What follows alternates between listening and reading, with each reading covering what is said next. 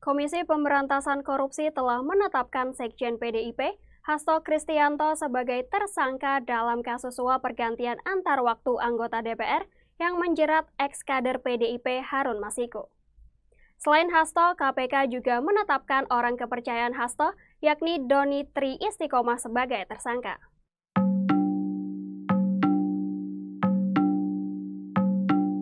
Ketua KPK Setio Budianto mengatakan Hasto dan Doni terlibat kasus suap terhadap ex-komisioner Komisi Pemilihan Umum Wahyu Setiawan. Dengan bukti yang dimiliki penyidik, KPK mengeluarkan surat perintah penyidikan pada 23 Desember 2024 dengan tersangka Doni Tri Istiqomah.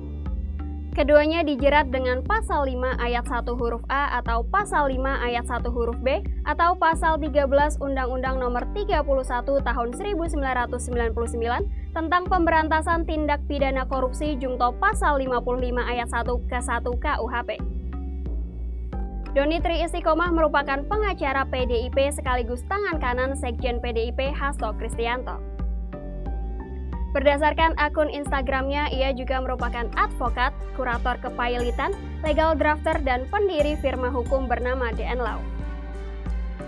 Doni pernah mencalonkan diri sebagai anggota Dewan Perwakilan Rakyat Republik Indonesia pada tahun 2019 dari fraksi PDIP daerah pemilihan Jawa Timur 4. KPK pernah memeriksa Doni sebagai saksi dalam kasus suap pergantian antar waktu anggota DPR RI terhadap ex-komisioner KPU Wahyu Setiawan pada 12 Februari 2020.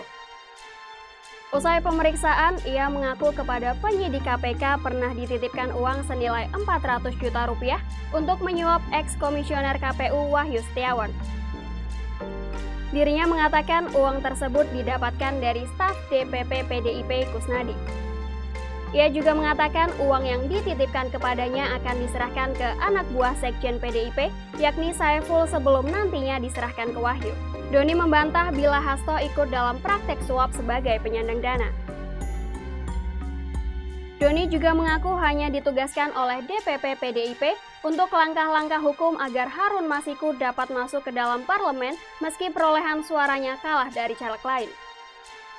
Dalam konstruksi perkara yang menjerat Wahyu, Doni disebut pernah menerima uang dari ex-caleg PDIP, Harun Masiku, dan seorang penyandang dana lainnya untuk menyuap Wahyu. Ia juga ikut terjaring dalam OTT KPK pada 8 hingga 9 Januari 2020, namun kemudian dilepas dan tidak ditetapkan sebagai tersangka. KPK menetapkan 4 orang tersangka dalam kasus suap ini, yakni Komisioner KPU Wahyu Setiawan, ex-caleg PDIP Harun Masiku, ex-anggota Bawaslu Agustiani Tio Fridelina, dan seorang pihak swasta bernama Saiful. Tak berhenti di pemeriksaan, KPK juga pernah menggeledah rumah pribadi Doni yang terletak di Jagakarsa, Jakarta Selatan pada Juli 2024. Anggota Tim Hukum Dewan Pimpinan Pusat PDIP, Johannes L. Tobing mengatakan penggeledahan itu berlangsung selama sekitar 4 jam. Penyidik disebut tidak menyita ponsel milik Doni namun justru milik istrinya.